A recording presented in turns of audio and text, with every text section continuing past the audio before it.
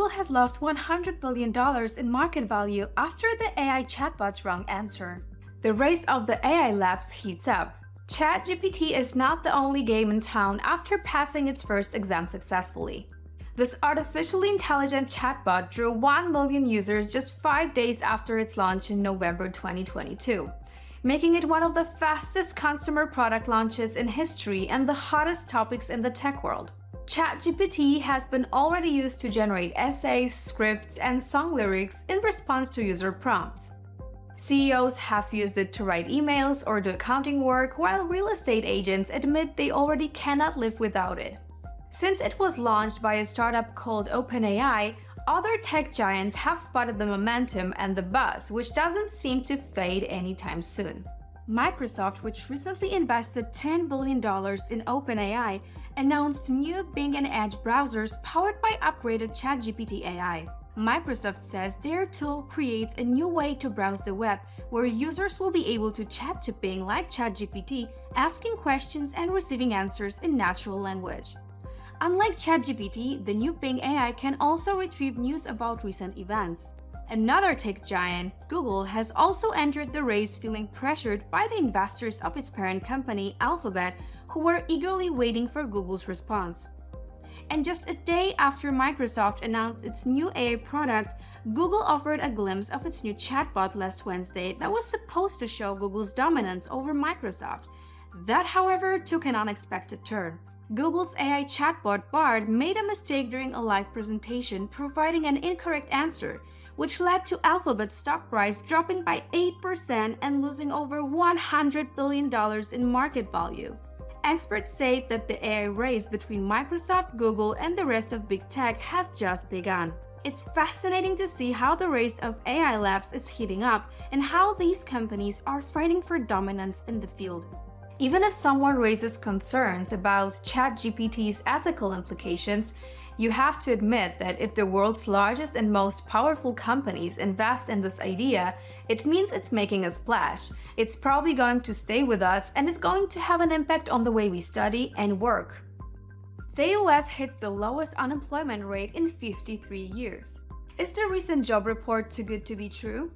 The January jobs report prepared by the US Labor Department showed non-farm payrolls increasing by a huge 517,000, smashing the market estimate of 187,000. This marks the biggest increase in non-farm payroll since July 2022. Chief economist at ZipRecruiter said that today's jobs report is almost too good to be true. Is that so? The unemployment rate fell to 3.4% versus the 3.6% estimate. To put it into perspective, it's the lowest unemployment rate in 53 years of US history. The overall labor force participation rate edged higher to 62.4%, while the workers holding part-time jobs for economic reasons also edged higher to 6.6%. Wages also have marked solid gains for the month. Average hourly earnings increased 0.3% in line with the estimate and 4.4% from a year ago. The expansion in numerous industries enabled an enormous surge in performance compared to the prediction. The leisure and hospitality sector led the charge, adding 128,000 jobs. Other notable gains came from professional and business services, 82,000, government, 74,000, and healthcare, 58,000. Retail was up 30,000 and construction added 25,000. The surge in job creation comes despite the Federal Reserve's efforts to slow the economy and bring down inflation from its highest level since the early 1980s. And the Fed has raised its benchmark interest rate 8 times since March 2022. The chief US economist at the Mastercard Economics Institute said that it was a phenomenal report, which brings into question how we're able to see that level of job growth despite some of the other rumblings in the economy. Even though most economists still expect this year to see at least a shallow recession, the labor market's resilience could raise questions about that, as this report is an echo of 2022's surprisingly resilient job market, beating back recession fears. The biggest challenge to taking control of your personal finances, improving your investment returns, and building a better future is just getting started. This means getting organized, having a plan, and being disciplined. As Mark Twain once said, the secret to getting ahead is getting started. To break out the treadmill of slaving away each week only to have nothing left over, watching the savings you do have to get eroded away by inflation's vicious bite, or freeing yourself from the corporate grind requires that you master the conversion of time into value. To help you do this, we created a list of 4 simple steps to take control of your personal finances and life. You can download it for free by clicking the link in today's description. Alright, back to the news. What is Warren Buffett's bedtime routine and why getting enough sleep is critical for making sound investments? PhD Matthew Walker is a sleep expert and scientist who says that during sleep, the brain can consolidate memories, clear waste, and restore neural connections, which is essential for learning, creativity, and overall brain health. According to Matthew Walker, many of us don't get enough quality rest each night, which puts a horrible impact on the way we feel and perform each day. Why does it really matter how much we sleep?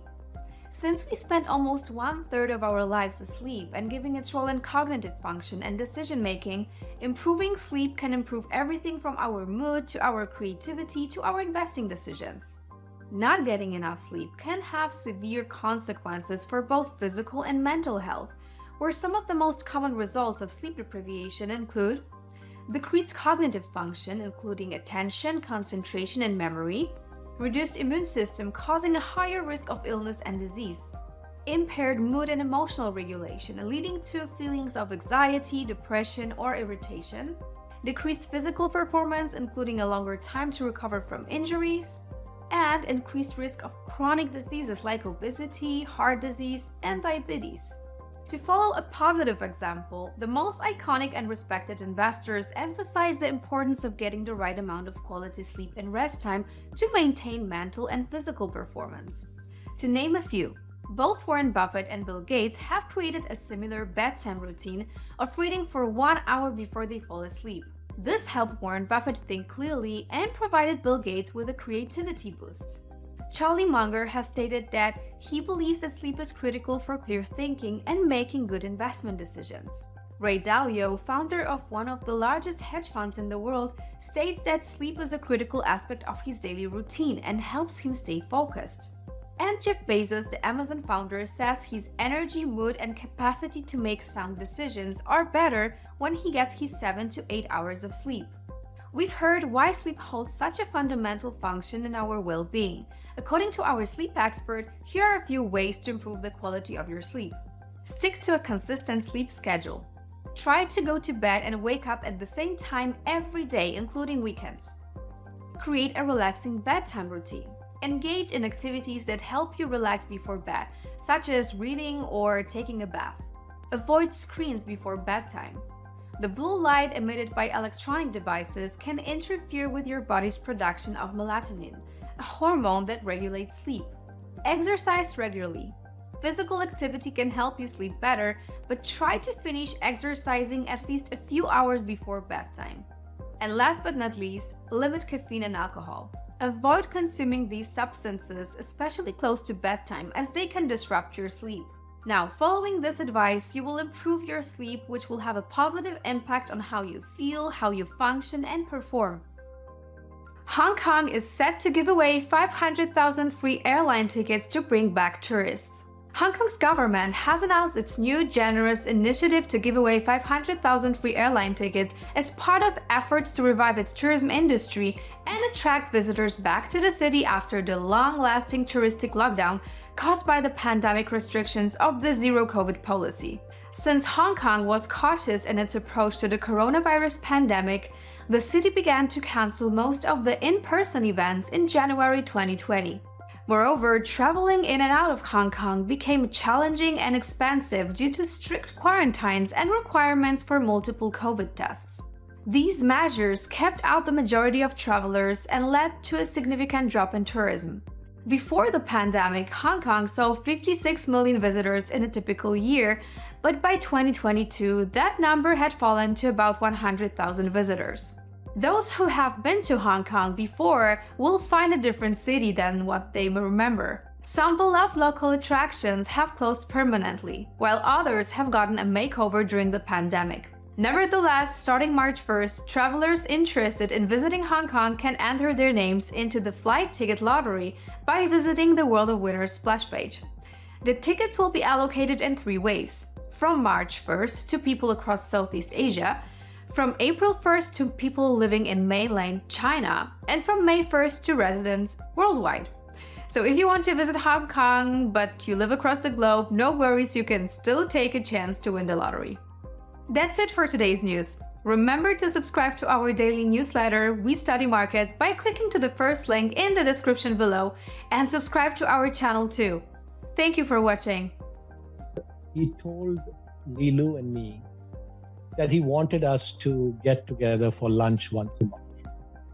He basically pretty much instructed us that the two of you, I want the two of you to meet once a month for lunch.